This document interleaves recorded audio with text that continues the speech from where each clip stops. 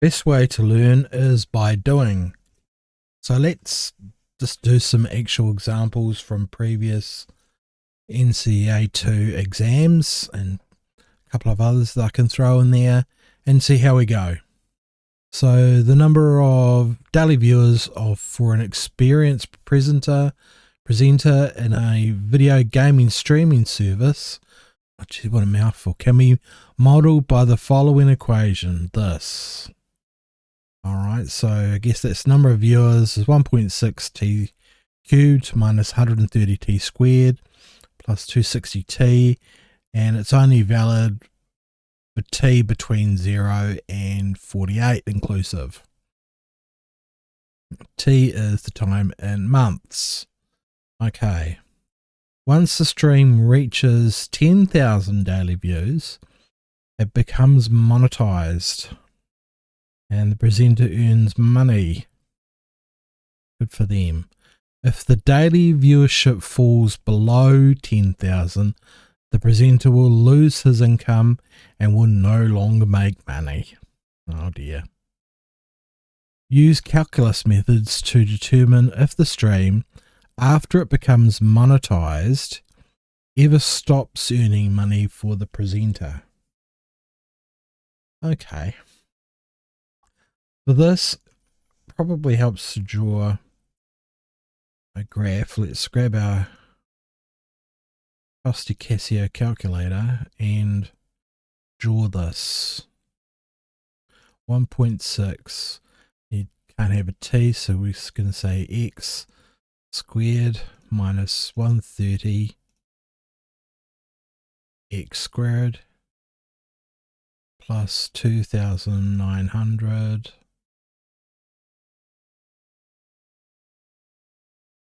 x. Give me x is t on these calculators. Put that in. And let's also draw 1,000.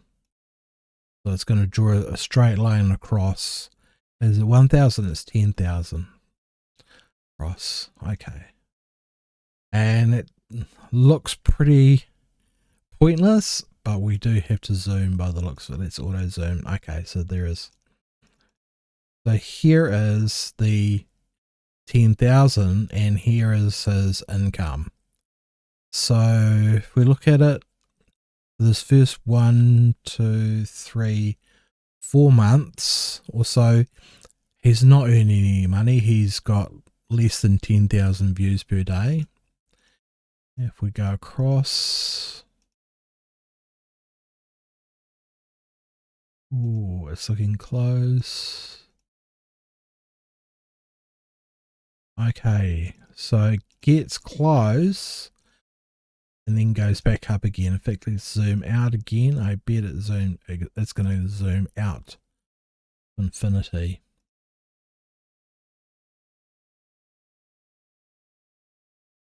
Yeah. Okay, so one test we can do GSolve where they intercept. Will intercept after 4.197 days, and that's it. So the answer is no, but now we need to prove it. Okay. Always good to know the answer and then go prove yourself right. All right. In that case, we need to prove that at the minima point,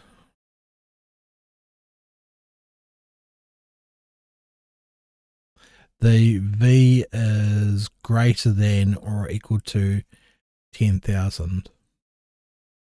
So to find the turning point, we're going to need to differentiate it. Excuse me, set it to 0 and then probably differentiate it again to prove that it's a minima point.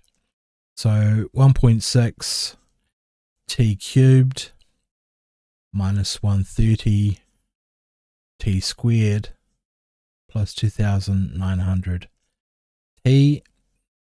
So that's V, and we want dV over dt, change in dV over t.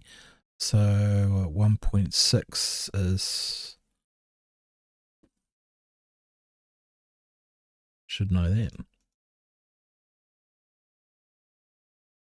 So 3 times 1.6, 4.8. 4.8 t squared minus 260 t plus 2,900. That's our first derivative. Our second derivative, you could have just put v dash, I guess, and v dash dash if you wanted to. So 2 times 4.8 is going to be 9.6 t minus 260, and the constant goes. Okay, so to find the maximum minima points, we set that equal to 0 and solve for t. And I'm not going to do that by hand. This is definitely not in my pay grade. So I am going to go to menu. And go to polynomial solver. It's a degree 2 because it's a square root. So squared, sorry, 4.8 x squared minus 260 t 2900 there, and our answer is 38.4. So we get an answer at t is 15.71 and 38.46. Okay, so 15t, 9.6 times 15 is a lot less than 0, therefore that is a maxima. So this 38.6, whoops. So 9.6 times 38.46. That number is greater than 260. So therefore there's a minima there. Okay, now what we need to do is we need to go back to the original equation and show b at 38.46 is going to be equal to 1.6 38.46 cubed minus 130 38.46 squared. Remember, we're going back to the original equation up here, plus 2,900 times 38.46. And again, Mr. Calculator comes to the rescue. So 1.6 38.6 cubed minus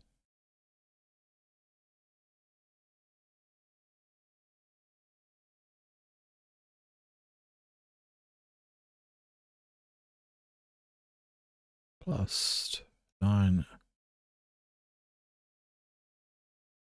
38.46, and we get a number of 10,264.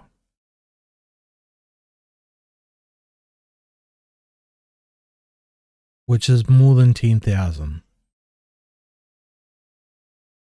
So even at the minima, he still has more than 10,000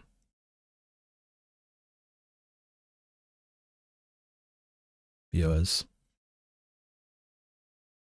So obviously he's shitting cat videos. Righty ho, back to a topic near and dear to my heart. A cricket match is being played. A cricketer hits the ball, as they're prone to do. His height h above the grass cricket pitch in meters, mouthful, can be modelled by this function. H equals 22.5 t minus 4.9 t squared plus 1, where t is the time in seconds since the ball was hit. Okay, so obviously when he hits it, it doesn't stay hit. Use calculus methods. Find the maximum height above the ground that the ball reaches. So your little giveaway there should be maximum. You're going to need to differentiate this. So if the original function is 22.5 t minus 4.9 t squared plus 1, h dash is going to be 22.5 minus that 9.8 t, and the 1 disappears. Okay, yeah, it would be 9.8 is the acceleration from gravity, so I guess that's how they got to that figure. All right, what do we need to do then? So that gives us a minima or maxima. It's not going to have a minima, but let's test it. H dash dash is going to be equal to minus 9.8. So a maxima only. There's no minima. So taking this 22.5 minus 9.8, sorry, t, setting it equal to 0 will solve it for the time that it takes to get to its maximum height. So minus 9.8 t is going to be equal to minus 22.5. I took the 22 across, and t therefore will be 22.5 over 9.8. They're both minus, but the minuses will disappear. So grab the calculator.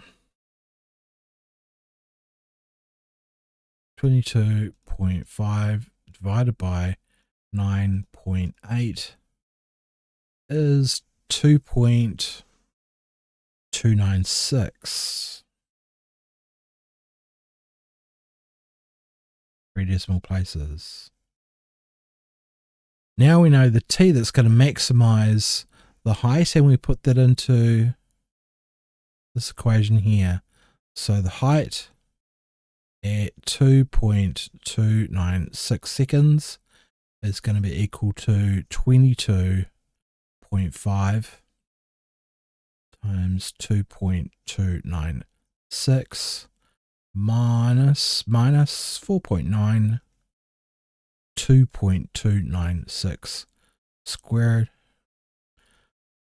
plus 1. I guess 1 was how high you hit it when it first hit the bat. Grab your calculator and let's go for it. 22.5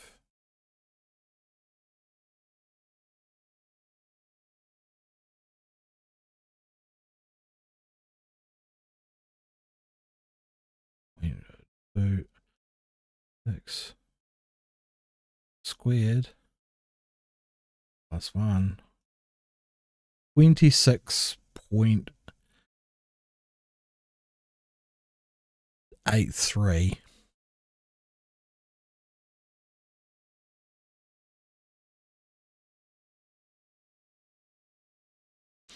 I'm going to do that 2dp.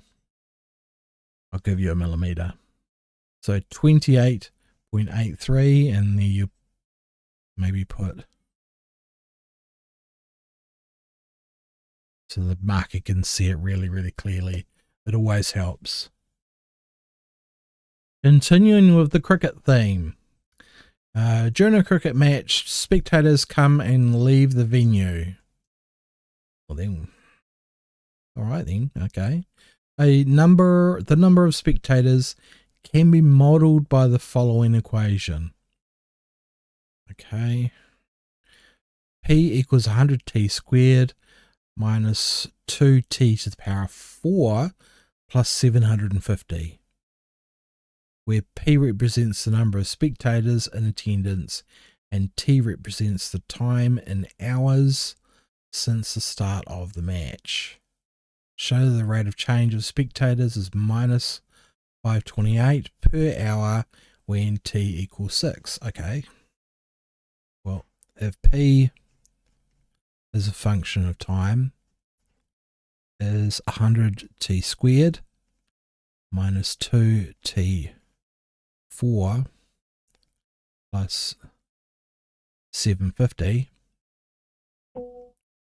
Someone just sent me a WhatsApp note. Then P dash of t must be 200t minus 8t cubed, and the 750 goes away. So P dash of 6 must be 200 times 6 minus 8 6 cubed.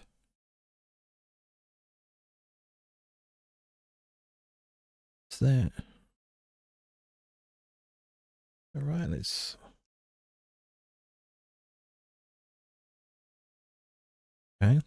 put that in the calculator. Let's see if worst that can happen is we're wrong.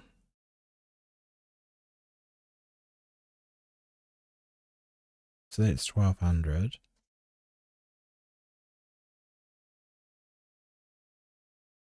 That's going to be enough. Okay. So 6 cubed is that times 8 is 1728. Okay.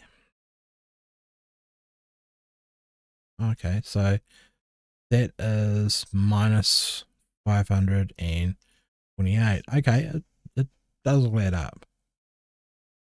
That's how we would find it. Just didn't seem like that was going to be enough to make that zero. Like that, but yep, the calculator says yes, it does. All right, a new business is designing a logo based on stylized H. As seen in the diagrams, the logo is designed in 2 semicircles and 2 straight lines. The owner of the new business wants to include enough space for the company's name inside the shape, so has asked the designer to maximize the area inside the shape. Okay. The owner plans to build a replica of the logo, and due to material constraints, the total perimeter of the shape must not be greater than 80 centimeters. Surely though the amount of stuff would be more important. Okay. Find the maximum area. Okay, well, what is the area? So those are 2 parallel, and from there to there is 2R,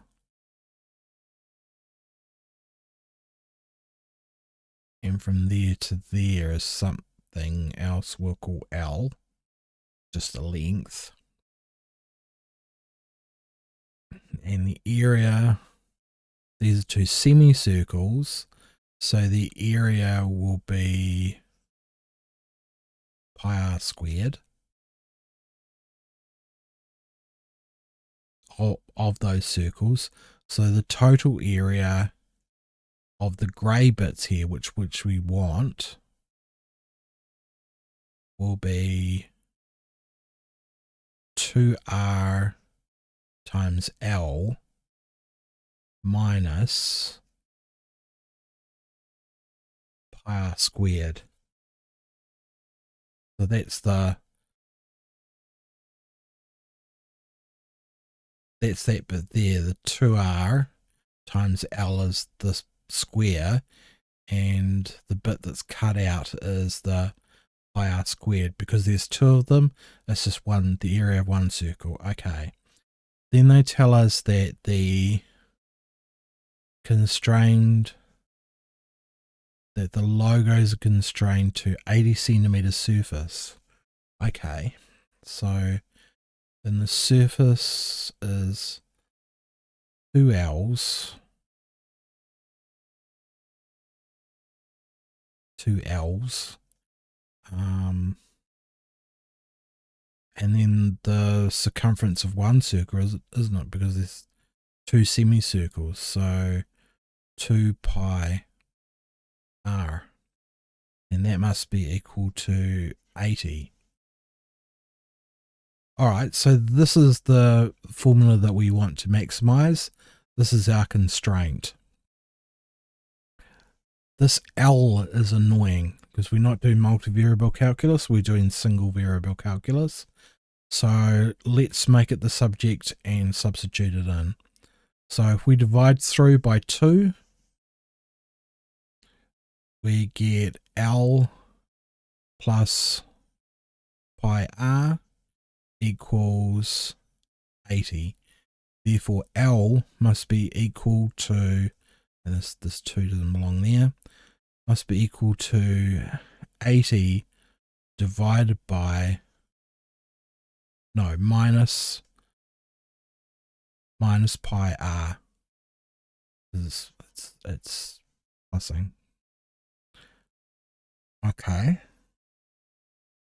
So then we can come along and put this into this area equation and work out a maxima and minima. All right.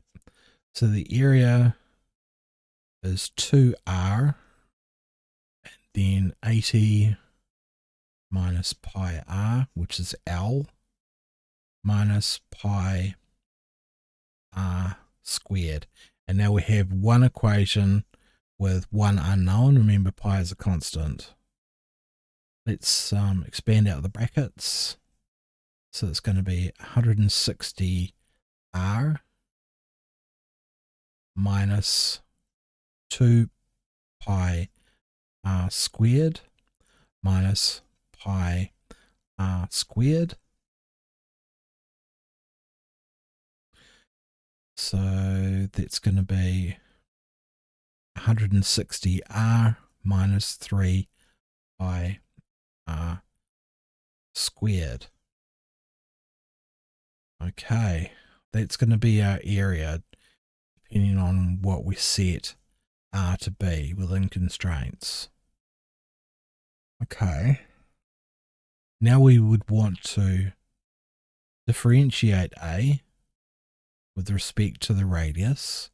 We get 160 minus 6 pi r, and we would set that equal to 0 and solve.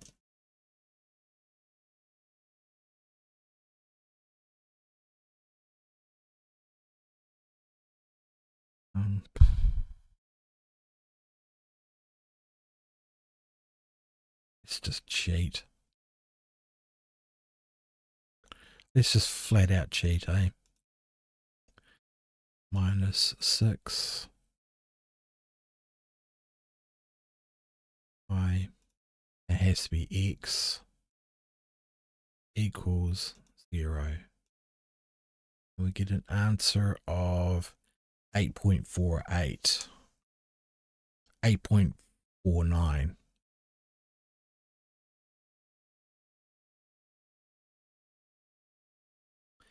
And is that a minima or a maxima?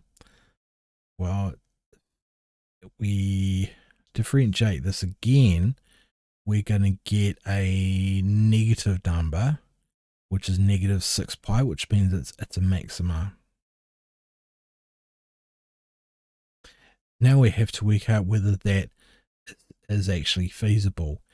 8.49.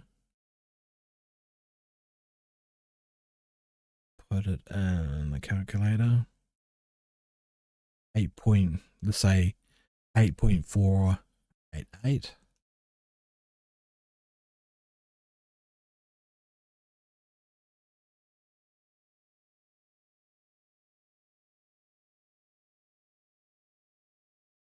Mm.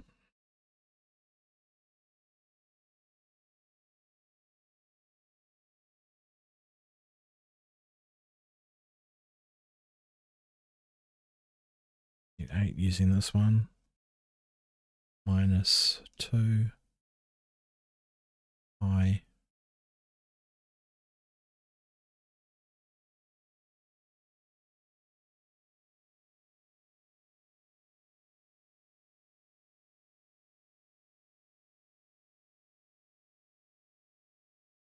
squared minus I.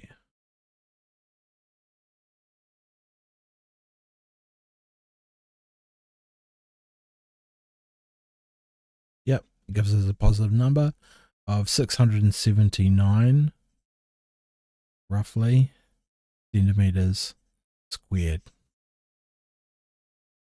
Oh, we did a lot there in that question.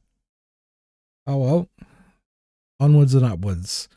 And I'll be back soon with more fancy dancy questions.